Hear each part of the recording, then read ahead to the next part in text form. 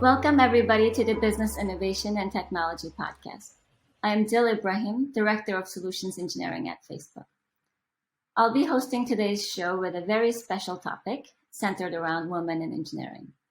At Facebook, we have a program called WISE, short for Women in Solutions Engineering, whose mission is to connect, empower, and grow female solutions engineers through various initiatives. Joining us on today's show are 4 female solutions engineers from across the globe. We'll be talking about diversity in the workplace, their path to becoming female engineers, career advice they have to the next generation, and more about the WISE program itself. So with that, I will like to introduce the guests, and we'll start with Jing Mei. Hi, I'm Jing Mei. I'm a solutions engineer based in APAC, Singapore, and I cover the small medium businesses in the Greater China region. Hi everyone, my name is Charlotte Philippe. I'm based in London and have been part of the solution engineering team for now nearly 5 years. And within the team, I now lead the luxury industry and AR VR business technology programs. So really excited to be here today discussing the Women in Technology topic with you. Hi everyone, my name is Christine Liu. I've been on the solutions engineering team for about 9 years now and recently moved and based out of the LA office. I cover some of our largest clients in healthcare, consumer packaged goods, and retail in North America. Excited to be here. Hi, my name is Mirella. I'm from the social engineering team based out of São Paulo, Brazil. I've been in the team for almost 6 years now, and I work with large clients, mostly retailers and e-commerces. All right. So let's start with the topic of what is solutions engineering and what it's like to be one at Facebook. So solution engineering, we are really like a global team of customer-obsessed growth engineers who are committed to solving business problems with technology. So by working closely with companies who are using Facebook products, we identify opportunities to help their growth by building innovative solutions that scale to entire industries. So for example, with the work that we did with the top luxury fashion brands, it allows us to understand the business need for an international shopping experience on Instagram, and that's what we build and scale. So in terms of role, we are all software engineers, but rather than being attached to the development of a specific product, we're able to work on the entire company ecosystem. So from Facebook, Instagram, WhatsApp, and by working closely with businesses to find the next big bet to deliver. So it's really like a mini startup. You have a blank page to innovate and the freedom to push your ideas based on impacts. And that's really what I like about the role. So you're able to drive every step of the project from the conception, the architecture, to the delivery in collaboration with the product teams. And it really brings the satisfaction of knowing that you build something useful in direct contact with your customers, but with the scale of impact that Facebook provides. And as part of that, what I really appreciate is the overall Facebook culture where you're encouraged to reach out to everyone and work with everyone regardless of seniority. So you really get inspired by working with all of these amazing experts. I mean, plus one to everything Charlotte said, and I just wanted to jump in and provide my perspective as a manager on the solutions engineering team. So my main focus is on the people, from the beginning with recruiting and sourcing the best diverse talent to coaching and career growth. And as Charlotte mentioned, we look for software engineers who are customer obsessed. And that's like trying to find a unicorn in the wild. It's just so difficult to find somebody who can do all of these things. So really my role is to raise up your strengths and give you the opportunities to expand your skill sets into new areas. Thank you, Christine. That is really great to hear. Like at least for me, 9 years ago, when I decided to join solutions engineering team, I also had to think about what have I done before and if solutions engineering would give me the same opportunity. And having been started a company in my own, and also having been a founding engineer at a startup, I realized that solutions engineering would give me the same opportunity and enable me to learn more.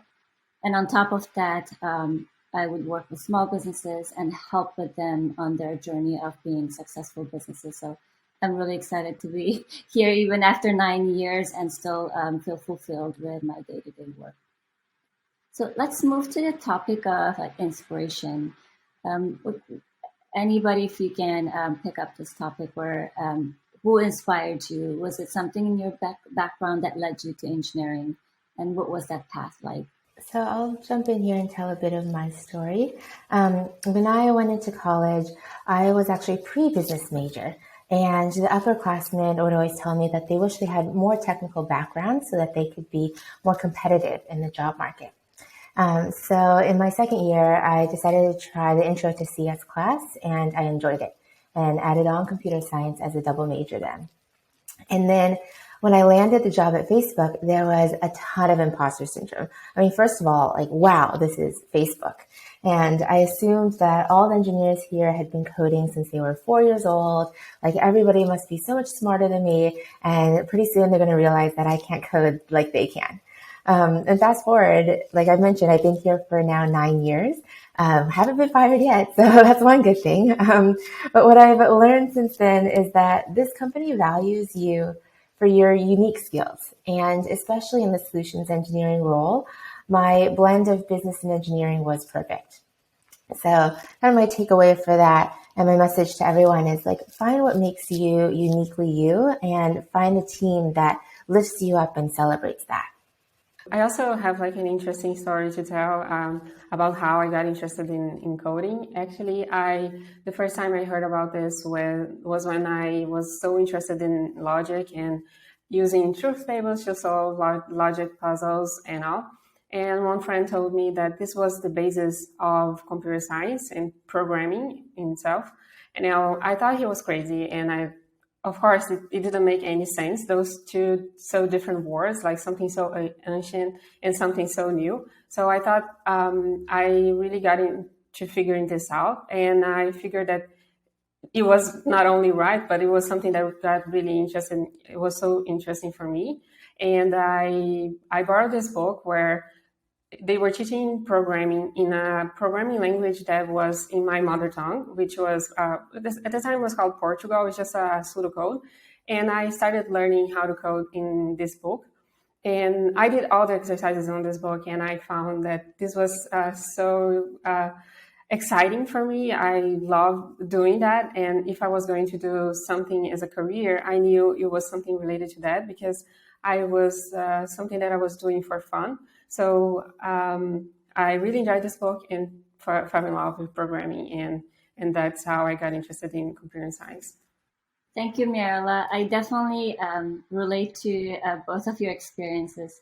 Christine, I also grew up in China as an ethnic minority in 90s, and I didn't have access to computers. So I haven't really seen a computer until like my last year of college. When I went to college in Europe and did the computer science, and it was similar. Like all the boys were there. We had only few women in my class, and all the boys, they knew like how to program, they knew computers, and I was like, it was really, really hard a few years after college for me. So now I teach my kids programming, but I have a daughter and son. So even if they choose computer science or not, hopefully at least they will be a computer literate. So thank you for sharing your experience. Yeah, if I can, jump into that. Like I also felt the same in college, and I felt that everyone knew how to everything. And in the first day, I remember that there was a conversation between the guys about like, I have a server, I have like, I play this game, you play the other game, and I was completely lost. I didn't even knew how to use properly an email. So I didn't have a computer at the time. So it was so scary in the first day. And then we sit down, and there was this professor. He started the class asking, how many people here play an instrument? How many people here play games online? How many people here like playing online or having servers and stuff like that? And then he asked, how many people here likes math? And barely no one answered, and I was one of the few. And so that's good. That's bad news for you, because this computer science is more about math than it is about games. So I'm comfortable now. I can do math. I may not be able to do video games, but I'm good at math. So that was the fun part. That's right. The moral of the story is that if there's a will, there's a way, and if you put your heart into it, like it doesn't matter how intimidating it is, we can make it through. All right, so let's jump into trailblazers. Anybody in your life who were your lighthouse that gave you direction and course of correction? Anybody wants to take this question? I can share a bit of my story. So when I started out my engineering career, so I tried to look for female role models in engineering, and then that was like 8 years ago. So back then, I couldn't find many prominent figures and then I joined my first job without having any direction on how I could grow my career. So throughout the years, I slowly, and then I learned that I shouldn't be just like restricting my search to female engineers. So I can learn from anyone around me. I figured out my own strengths and traits, and then I try to look for people around me that are good in those areas, and then I learn from them. So for example, I'm an introvert. So I look for leaders who are introverts, and then I observe how they work with other people. And then they become my role model, and then I make plans for myself to grow like based on what I learn from them. And so I write down and then piece everything together. So I think overall, like everyone is unique. So it's up to us to piece together like different growth areas that we want to grow in, and then we try to create our own values and then carve a career from there.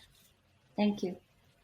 All right, so want to switch gears a little bit and talk about the engineering field that is so typically dominated by males. But we know that at least my experience at Facebook has been particularly great because Facebook really fosters diversity and inclusion. And it also starts from the top and it's built into everything we do. So I want to ask this group, if anybody wants to share, how did you overcome the challenges in the engineering field that is traditionally dominated by males? For me, I think females, we have a few common traits, like we are not confrontational, and then we might be a bit soft-spoken, and then we might be also like trying to lean back and not speak up during meetings. So these are some of the common traits like females have, and then I think I have them when I started out my career. So for me, I was becoming, there's 3 points that helped me to overcome my challenges. And the first one is becoming more confident, and then also finding allies, and then building up trust within my teammates. So one example I can recall is that when I was doing code reviews in my previous jobs. So the colleagues, they don't believe in my suggestions in the beginning. So what I did is I started to talk to some of them, and then try to gain their trust, and then get them to support my point of views. And then at the same time, I also try to like research more and then cite more sources to prove my points. And then so people over time, they start to believe in me, and then I became more confident as well. So I was able to work with them together in a team. Thank you, Jing Mei. I definitely remember as a manager, for me, it was really hard to deliver a news or deliver a really critical feedback of somebody not performing. And in fact, in one of the performance reviews, when I was giving not so great feedback, I was shaking more than the person who was receiving this feedback. I was really worried how they might receive this feedback.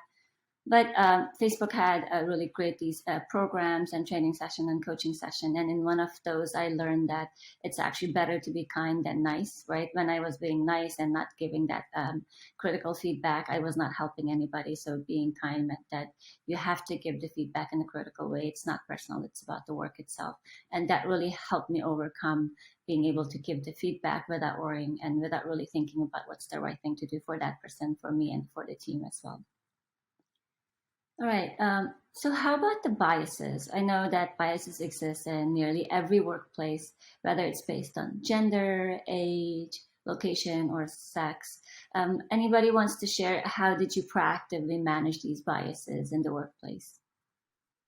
Sure. I think the first step that we get to exercise a lot at Facebook is recognizing that we all have biases. We are human beings. Everyone has bias. Everyone has learned something, and you can continue learning something new. And So the first thing is to recognize that we have this bias, and these situations will happen also in the workplace, and this will happen towards us and also from us. Sometimes you will, and you probably will also be biased in a conversation. We will do something that is biased. So just be proactive and recognize this. This will be more productive conversation about being conscious about this is more productive than just pretending that it's not there, that you don't have those biases.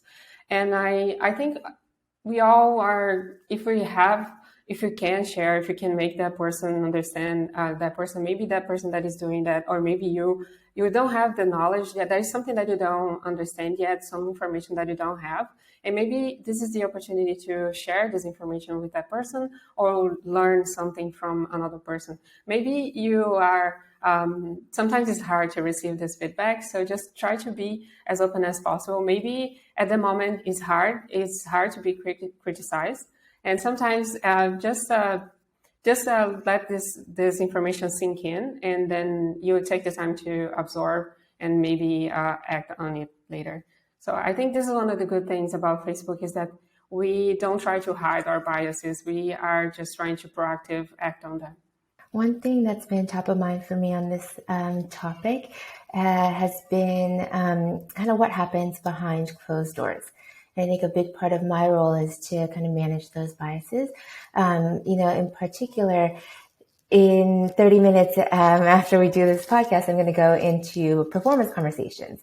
And when we're having these conversations about promotions and ratings, or even who gets to work on the next big career defining projects, like we need to have allies in the room. And part of my role is, as Mirella said, like calling out when you notice kind of biased language happening. And the other part is that we have a seat at the table, and we really have to use that to say, hey, did you consider, this person, and be an ally for others. And we've got to really speak up and support each other in those critical moments that, folks may not even realize are happening behind closed doors. And to build on your point, Christine, I think that's something very important. I also build it in Facebook is I think your manager can be and really should be one of the strongest ally that you have, and it's important to build a real partnership with them, to be open, share the struggle, but also bring them to commit to find a path forward together. I think that's a really important ally that you get in a company. Thank you, Charlotte. And I also, as we were speaking, I also remember the experience that I had where bias was not only gender and so on, it could be shared experiences. So I recently I've been looking for a senior leader and have been interviewing many people. And one of the candidates had very similar experience to mine. They started a new product within the company. They've been founding engineers and very similar experiences to mine, right? So I was like, oh, this is a great candidate. But then because Facebook has been really instilling these biases in our mind, I realized that I was being biased with this candidate where the experiences were shared, and I thought it was a great candidate. So I had to step back and stop my bias and look at all the candidates and really identify and pick the best one and not really be biased there. As we talked about the biases and our careers and so on, and if anybody wants to share at the beginning of your engineering career, any advice, encouragement that you wanted or benefited from to set you on the right path? I think for me, one of the things that was really hard is for me to realize is that it was not only hard for me, I think for everyone, but this was one of the things that was not clear. I thought everything that we were doing was easy for everyone else, but not me. And I was struggling because it was easy for everyone. But as you grow, you understand that executing well in any role is hard because you are growing. If you're not being challenged, it means you're not growing. So if you are struggling, if you're having a hard time, it's good for you. It means you're growing, you're learning something. So I think this is one of the things that I took a lot of time to learn. And I'm sure everyone here has some phase of this experience too. For me, I would tell my younger self that becoming a female engineer is not scary, like what I mentioned earlier. So we can overcome our challenges by just leaning in and then build up your confidence and trust and build up finding more allies. So, and then also I see that in Facebook, we build diversity and inclusion into everything that we do. So we have a mandatory managing bias training, so that these trainings help us to learn about how we should deal with our own biases, and then try to be more inclusive to get everyone into the room, and then to listen to everyone's opinion. And then we also have support groups and programs for different diversity groups. So yeah, I see that it's also within any company's ability to create a pleasant and respectful working environment. So yeah, I feel like it is not scary if you are female and then you want to join engineering. Yeah.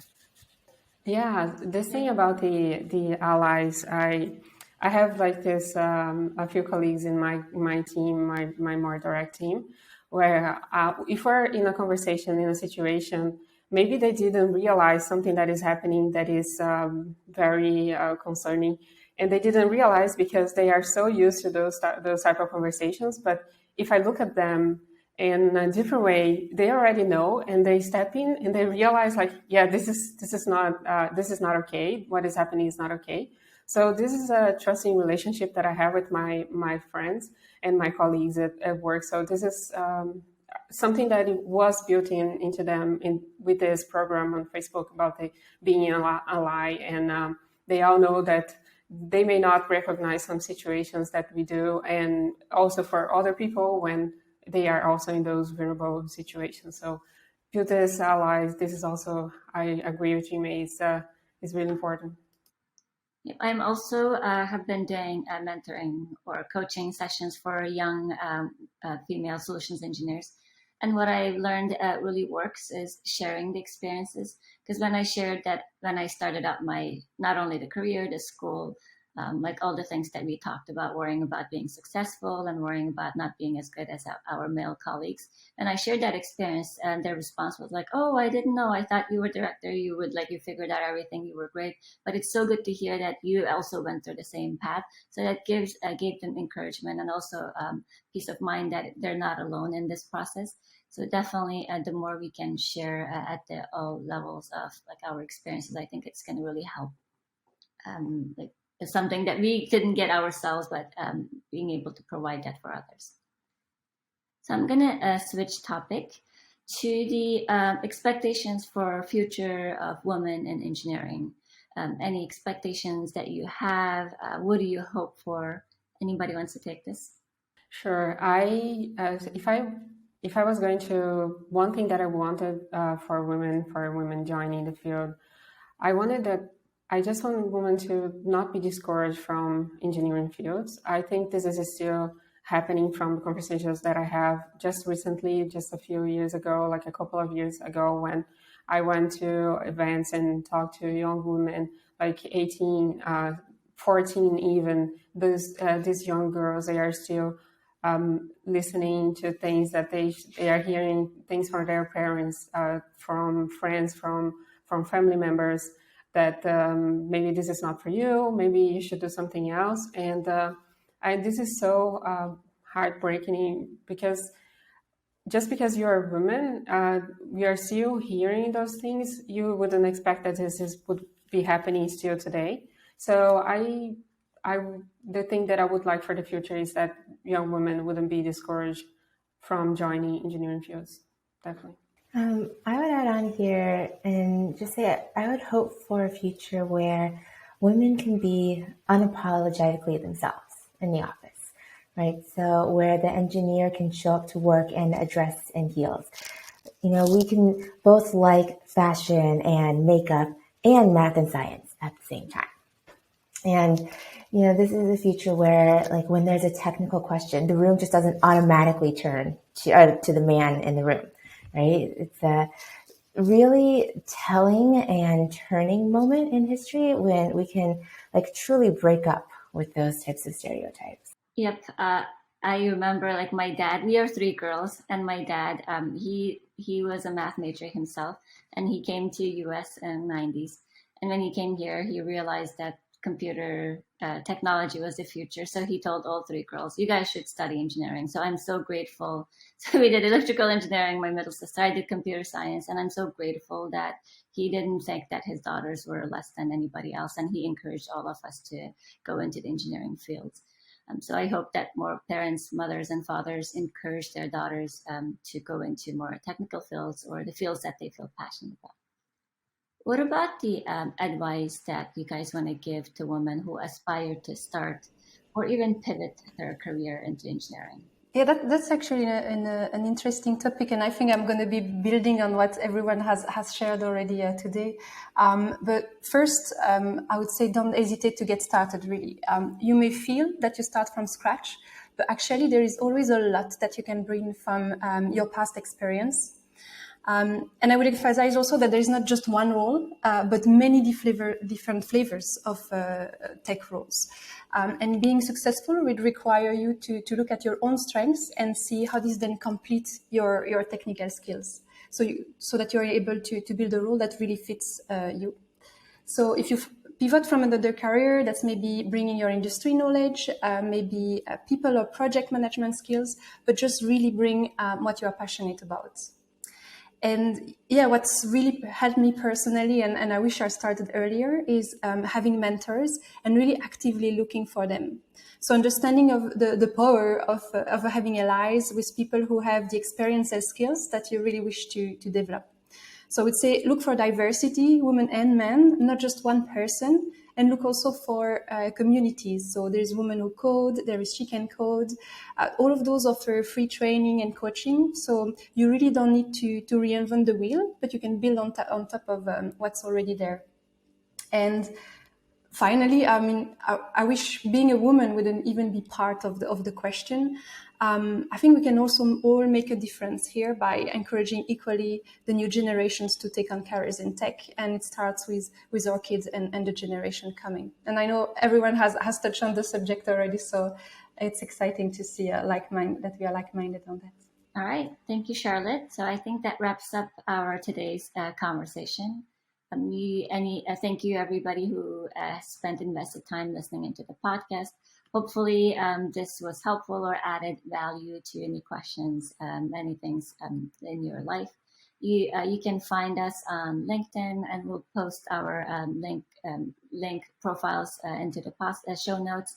So hopefully you guys really found value from this podcast. Thank you, everybody. Charlotte, Jing Mei, Christine, Mirella. Thank you so much for sharing your experiences. I myself learned a lot from you for sure.